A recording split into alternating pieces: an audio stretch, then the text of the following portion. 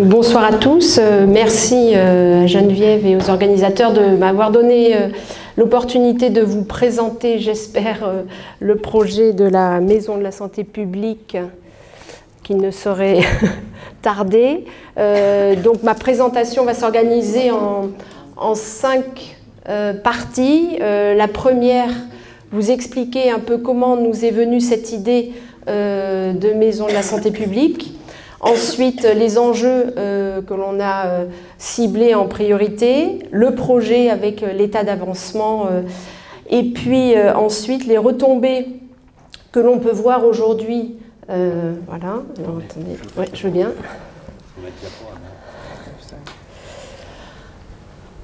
Voilà. Alors, il faut maintenant que ça fonctionne. On va y arriver. Bon, sinon ah si, voilà, ça va très vite. Voilà, donc ça c'est les 5 parties. Donc, premier élément, les éléments du contexte qui ont essayé finalement ont été convergents. Tout d'abord du local au plus national. Localement, en fait, cette idée de maison de la santé publique est assez ancienne. Ça date de la réflexion en amont du projet d'établissement qui se termine. Donc le projet de la maison de santé publique est le dernier projet de ce projet d'établissement, donc ça date de 2011-2012. Et la volonté à l'époque institutionnelle était justement de réfléchir à un projet de santé publique avec l'idée que j'ai proposée à la direction d'essayer de réorienter, comme le préconise la charte d'Ottawa, comme l'a rappelé François Alla, de réorienter le système hospitalier. Quelques années plus tard, en 2015, il y a eu aussi une opportunité architecturale et ça fait partie, je crois, aussi des éléments qui ont contribué à la mise en place de ce projet.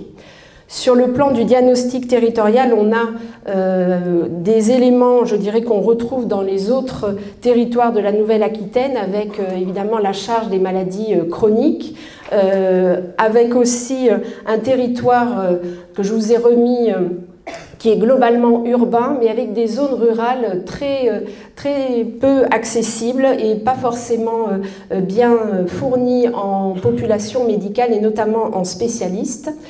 Et puis, c'est vrai que l'ARS Nouvelle-Aquitaine a, je dirais, propulsé et a permis peut-être finalement que ce projet voit le jour dans sa globalité, notamment avec une impulsion aussi vers des actions hors les murs. Et vous allez voir comment on s'y est pris. Et puis, bien sûr, en accord avec les stratégies nationales de santé dont on a parlé. Alors les enjeux sur lesquels on a souhaité bien sûr s'investir sont celles qui ont été rappelées tout à l'heure, hein, donc une volonté de contribuer à la réduction des inégalités de santé au sens le plus large, c'est-à-dire sociale, territoriale, mais aussi environnementale, et d'accompagner de façon plus optimale les patients et leur entourage dans leur parcours de soins et même dans leur parcours de vie.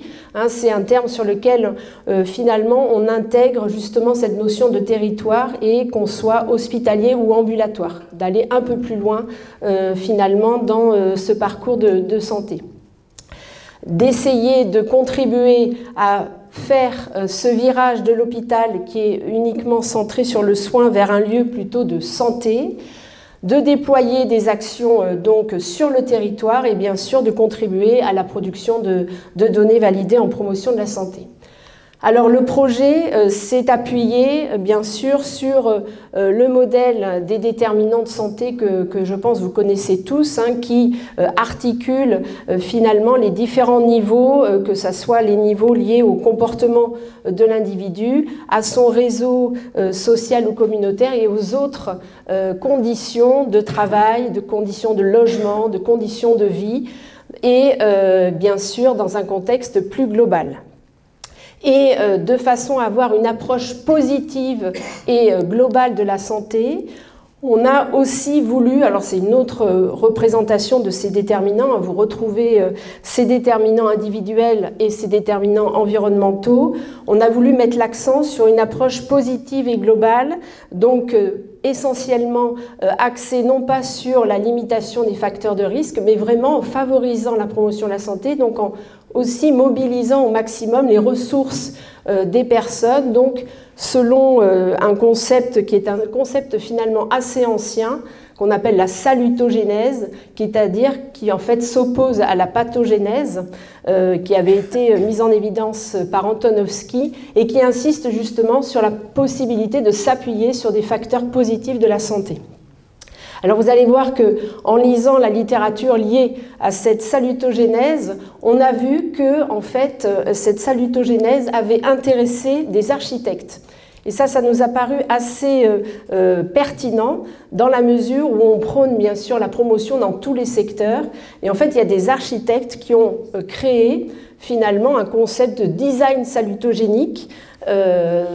Et donc vous voyez ici quelques exemples d'hôpitaux. Donc là, c'est un hôpital pour enfants à Liverpool, un autre hôpital qui est à Singapour. Et donc ça a été pour nous la possibilité aussi d'intégrer dans le projet architectural des éléments. Alors vous allez être déçus quand vous allez voir la Maison de la Santé publique de Poitiers. Mais bon, il faut bien rêver hein, pour... mais ça nous a permis quand même d'avoir je dirais un dialogue très constructif avec les architectes du projet. Et ils ont contribué justement à intégrer un certain nombre de principes qui est à la lumière, aux couleurs, à la circulation, au contact avec la nature. Et on a du coup eu la possibilité de discuter avec des architectes qui ont emmené notre directeur général visiter les Maggie's Centers. Alors je ne sais pas si vous connaissez pour certains. Hein, donc ce sont des centres qui existent en Angleterre. L'histoire des Maggie's Centers, c'est une femme qui est atteinte de cancer du sein, qui est donc mariée à un architecte et qui en fait souhaite finalement à l'issue de ses soins de chimiothérapie, de radiothérapie, avoir un espace pour pouvoir se poser, avoir un répit, boire une tasse de thé, avoir des informations. Donc il construit un premier bâtiment non loin du centre de cancérologie auquel elle subissait un certain nombre de soins et en fait il mobilise tout un réseau d'architectes. Alors celui qui l'a mobilisé ici, vous l'avez reconnu, c'est celui qui a fait le musée Guggenheim à Bilbao. Hein, et en fait il y a une vingtaine maintenant de Maggie's Centers en Angleterre, proches des centres de lutte contre le cancer et qui offrent un espace familier aux patients et déconnecté du système de soins tout en étant dans le même cadre. Donc attention, c'est le choc. Ah ben, voilà. Vous avez vu, je vous ai bien préparé, donc finalement vous êtes moins déçus. Moi j'étais un peu plus déçue hein, en termes de hauteur de... Donc voilà le projet architectural qui est proposé. Place stratégique pour deux choses. C'est l'ancien bâtiment de la direction générale. Et donc moi je trouvais que c'était aussi un clin d'œil intéressant de se dire que cette maison de la santé publique occupe les anciens locaux de la direction générale. Je trouvais que c'était intéressant. Et en fait donc c'est une réhabilitation d'un bâtiment, mais on a eu quand même un échange des échanges de façon très régulière avec les architectes qui ont étudié le concept de salutogénèse et qui ont du coup réintégré des jardins, des patios, de la lumière et qui ont, je dirais, pris la peine de comprendre ce à quoi on voulait tendre.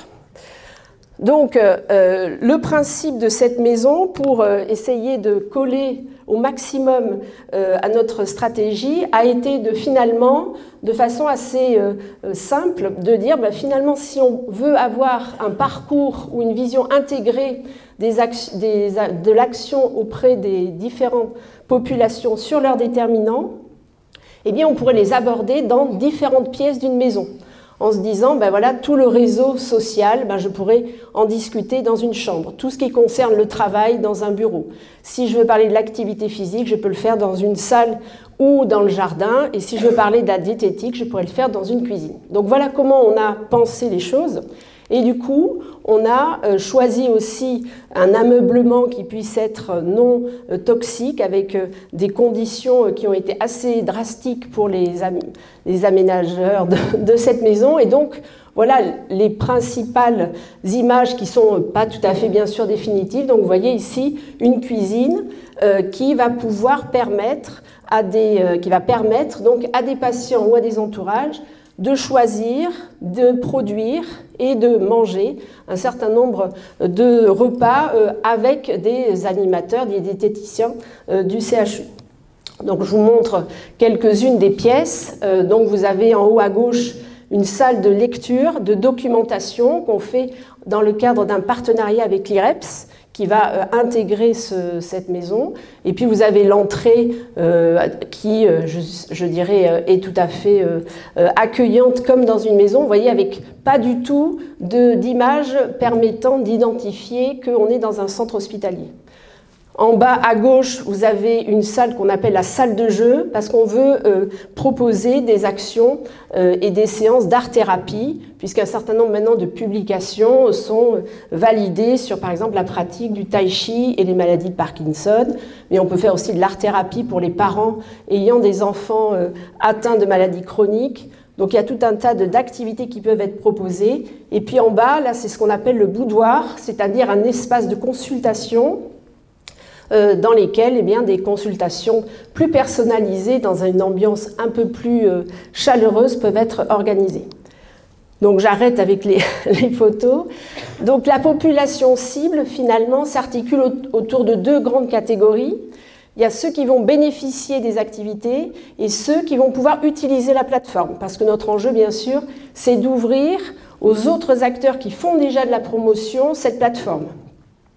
Donc les bénéficiaires, ça peut être bien sûr directement les patients, l'entourage, mais aussi d'autres citoyens, ça peut être des scolaires. Bien sûr, là, de plus en plus, les étudiants en santé, les instituts nous sollicitent pour pouvoir intégrer des projets pédagogiques qui permettent un peu de simuler une intervention à domicile, par exemple. Et puis, tous les utilisateurs potentiels, que ce soit les associations qui font déjà des activités dans leur secteur, mais qui peuvent, par exemple, sur des ateliers diététiques, vouloir utiliser la cuisine pour aller plus loin dans l'expérimentation. Les professionnels et les acteurs de terrain, les chercheurs, parce qu'on a effectivement la possibilité que cette plateforme soit utilisée aussi. On a des relations avec un laboratoire de la recherche qui veut mesurer la qualité de l'air avec un certain nombre de variations, des paramètres en fonction de l'utilisation, des éléments qu'on veut mettre dans cette pièce. Il y a tout un tas de possibilités qui sont offertes et puis des acteurs potentiels du monde socio-économique avec des contacts avec un certain nombre de peut-être des futures start-up pour faire des objets connectés dans lesquels ils voudraient bien sûr tester auprès des patients ou de l'entourage qui sont présents, un peu comme un living lab. En tout cas, c'est une perspective. Alors, parmi les interventions qu'on a voulu privilégier dans cette maison, toujours pour être fidèle à cette théorie, à ce modèle de salutogénèse, dont le concept s'articule finalement autour de trois piliers. Donc, Erickson, qui a repris les travaux d'Antonovsky, dit que finalement la salutogénèse peut être finalement articulée autour de la compréhension que l'on a de sa maladie et de ses conséquences, de la maîtrise par rapport à l'environnement dans lequel le patient évolue et du sens qui est donné. Du coup, les interventions qu'on va proposer vont mettre l'accent sur la littératie, c'est-à-dire reprendre, si besoin, avec le patient ou avec son entourage, les informations transmises par les professionnels de santé pour mieux comprendre avec lui les conséquences de sa maladie. La maîtrise en lien avec le fait de pouvoir lui donner ce que l'on appelle l'empowerment ou la capacitation, c'est-à-dire les moyens d'agir sur sa maladie. Et puis du sens, c'est-à-dire comment il peut mieux vivre au quotidien sa maladie. Donc parmi les interventions, voici quelques-unes des des interventions qui peuvent être pratiquées. Vous voyez en haut, c'est une image d'un Maggie Center, où vous voyez en fait un groupe de personnes qui discutent autour d'une tasse de thé pendant que d'autres font de la gymnastique adaptée. Il y a donc un atelier de diététique et puis bien sûr des choses qui sont plus liées à la formation, à la sensibilisation, par exemple avec des outils comme la réalité augmentée. Alors, voici, je dirais, une vue globale de la maison et des idées possibles que nous ont finalement proposé les différents acteurs qu'on a rencontrés du CHU et en dehors du CHU. Donc vous voyez, il va y avoir un patio avec un potager et on va travailler avec les jardiniers du CHU pour faire de l'hortithérapie. C'est-à-dire que les patients vont pouvoir jardiner et les jardiniers sont particulièrement emballés par cette dimension. Donc vous avez la salle de jeu dont on a parlé tout à l'heure pour faire de l'art-thérapie, de l'activité physique. La cuisine, bon, c'est facile à deviner. On a le salon où on a, vous voyez, des propositions pour faire des ateliers auprès des aidants en situation de deuil. Le boudoir pour tout ce qui concerne l'accès au droit. La salle de bain pour tout ce qui concerne des conseils socio-esthétiques. Et puis voilà, donc je vous laisse lire les différentes possibilités qui sont finalement, bien sûr, multiples, mais qui vous montrent la richesse des contributions des différents acteurs dans l'intérêt de cette maison. Ce n'est pas nous qui avons inventé tout ce qui était possible. Alors les missions finalement vont s'articuler autour de trois, c'est-à-dire développer des interventions de promotion de la santé sur cette plateforme qui fait à peu près 500 mètres carrés et pour pouvoir, je dirais, aller hors les murs, dans le cadre d'un partenariat avec une structure qui s'appelle Proxy Santé.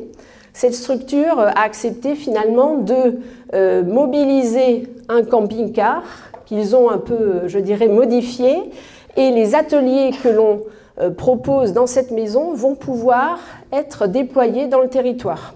Donc d'abord, on va pouvoir agir, je dirais, sur l'ensemble du territoire de la Vienne. Donc peut-être le GST est possible avec ces outils-là. Et puis aussi, on a déjà délocalisé un certain nombre d'ateliers dans des structures existantes du Grand Poitiers, donc des centres de santé, des maisons de santé pluridisciplinaires et un relais Georges Charbonnier qui est une structure où il y a une PASS, donc une permanence d'accès aux soins. Deuxième mission, c'est développer des projets de recherche interventionnels. Donc il y a un projet qui est en cours et un des volets va pouvoir se faire dans la maison, qui est un essai contrôlé, randomisé sur un projet d'éducation en santé environnementale auprès des femmes enceintes pour minimiser l'exposition pendant la grossesse aux perturbateurs endocriniens. Et l'idée est de comparer une information classique à une information faite dans une salle de consultation et le troisième bras étant une information faite dans un lieu contextualisé avec des ateliers pour voir si justement l'hypothèse forte sur laquelle on est parti, c'est-à-dire contextualiser les informations et faire que les personnes soient acteurs dans cette acquisition d'un certain nombre de compétences, sont plus efficaces qu'une information donnée dans un contexte hospitalier, je dirais, classique ou par information, par une brochure. Et puis, troisième volet, je dirais, qui s'est développé au fur et à mesure du projet, ce sont plutôt les instituts qui sont venus nous voir. Et la fac de médecine, le doyen aussi, m'a dit, voilà, le service sanitaire dont on parle, qui doit être mis en place prochainement et qui doit faire que les étudiants en médecine pendant 3 mois doivent faire des actions de promotion de la santé, je te donne le bébé, bien sûr. Mais c'est aussi, voilà comment les étudiants pourraient contribuer. Et donc notre idée, c'est plutôt de les mobiliser dans les actions, dans les bus, pour pouvoir justement participer. Mais on a des formateurs qui sont intéressés dans les instituts, vous voyez, d'ergothérapie, d'infirmiers, etc. Alors la gouvernance qui est en train de s'installer, on a souhaité, et ça a été une étape, vous voyez, qui est un peu paradoxalement arrive un peu à la fin. L'idée était de pouvoir avoir un consortium mobilisant toutes les parties prenantes, c'est-à-dire avec une dimension assez horizontale. C'est pas complètement, je dirais, facile, mais où on est plusieurs collèges, avec un collège des usagers et des patients, un collège de professionnels, un collège avec les acteurs du terrain, et puis un collège de chercheurs, un collège de décideurs. Et donc l'idée, c'est que chacun de ces collèges puisse proposer des projets, que ce soit donc de promotion, d'enseignement ou de recherche, et puis qu'il y ait un comité de sélection pour pouvoir hiérarchiser dans le temps les projets qui vont se mettre dans cette maison. Donc actuellement, on est en phase de recrutement pour une cellule de coordination, parce que, on l'a dit, l'enjeu, c'est de pouvoir favoriser l'utilisation de cette plateforme, mais il va falloir bien sûr articuler les différentes propositions. Et bien sûr, ces ateliers vont se faire essentiellement par les professionnels qui sont dans les soins, qui vont pouvoir aller dans cette plateforme. Et il y aura aussi des animateurs pour des activités qui ne sont pas au niveau du soin, comme par exemple l'activité physique adaptée ou l'art-thérapie, qui demandent des compétences spécifiques. Le financement s'appuie sur plusieurs partenaires, donc le CHU qui a souhaité investir dans ce bâtiment, qui a choisi que ce projet soit aussi soutenu dans le cadre du fonds de dotation Aliénor. Et puis bien sûr on a le soutien pour la cellule de coordination et aussi dans le cadre de réponse aux appels d'offres ponctuels dont vous parlez, auxquels on répond justement systématiquement, et puis aussi la conférence des financeurs qui nous a permis justement de financer le déplacement des bus dans le territoire. Donc les retombées, je dirais, aujourd'hui visibles, mais ce n'est pas des données, je dirais, quantitatives, c'est plutôt des données subjectives qui m'ont paru intéressantes quand même déjà à vous communiquer.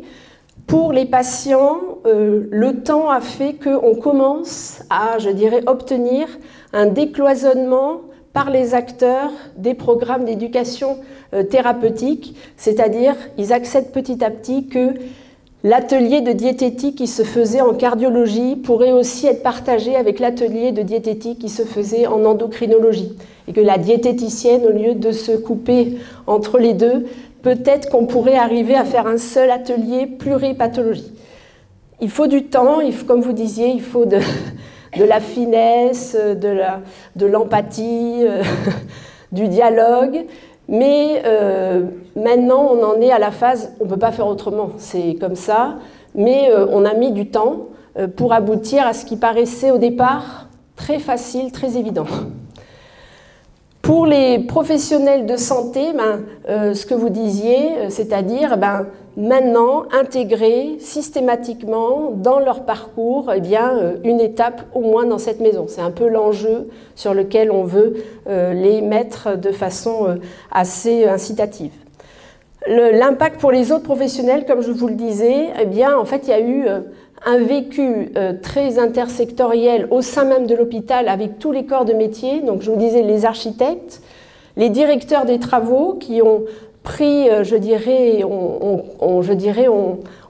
ont accepté de jouer le jeu et ont apprécié finalement ces contraintes qu'on leur mettait. Les décorateurs, les jardiniers qui étaient presque force de proposition et avaient complètement compris le sens vers lequel on voulait aller pour cette maison. Pour la santé publique, c'est la visibilité. Enfin, là, c'est sûr qu'on est, on n'est plus, je dirais, dans un petit bâtiment. Voilà, on est, je dirais, au cœur quand même de la cité hospitalière. Ça va nous permettre aussi de regrouper des activités qui étaient un petit peu en maladie infectieuse, un petit peu au 8e étage, etc., dans un même lieu. Et puis bien sûr, pour les chercheurs, on a des équipes qui nous sollicitent au vu de ce projet, des sciences du sport ou des sciences de l'image qui voudraient développer des projets sur ce site. Les retombées, je dirais, que l'on souhaite évaluer sont pour les patients et l'entourage d'avoir une estimation assez fiable de la qualité de l'information reçue. du niveau de littératie, donc comment est-ce qu'on peut mesurer finalement l'impact de nos activités sur le niveau de littératie des patients et de l'entourage par rapport à l'information, la qualité de vie des patients et des aidants, et puis ce côté systématique dans le parcours de santé, on l'a dit. Après, sur le plan organisationnel, parce que c'est une réelle innovation organisationnelle, c'est bien comment on va pouvoir évaluer le développement de cette promotion de la santé à l'intérieur et à l'extérieur de l'hôpital, que c'est peut-être aussi ce bâtiment un effet levier sur d'autres acteurs de la promotion de la santé. Ce bâtiment se situe exactement de l'autre côté de la rue, se trouve toute l'université de Poitiers, donc ça peut être aussi intéressant de montrer que ce bâtiment peut être aussi un vecteur sur des actions de promotion de la santé auprès des étudiants. L'enjeu, on espère, c'est d'avoir fait le virage de l'hôpital vers la promotion de la santé et changer son image. Donc à court terme, voilà, je vais vite, on en est à l'installation. On en est aussi à réfléchir avec les différents systèmes d'information hospitaliers pour pouvoir, avant que le projet démarre, mettre en place des données et de pouvoir, je dirais, tracer l'ensemble des informations liées aux patients qui vont bénéficier, que le patient soit hospitalisé, consultant ou qu'il vienne de l'extérieur. À moyen terme, mais bien sûr, se mettre dans une dynamique où on a une recherche de financement, je dirais, régulière. L'inauguration, je vous y invite, est programmée en automne 2018, alors je n'ai pas exactement la date. Et puis à plus long terme, rentrer dans un réseau européen de Living Lab, qui est donc un laboratoire d'usage et qui permet peut-être aussi de participer à des financements européens sur ce thème. Je vous remercie.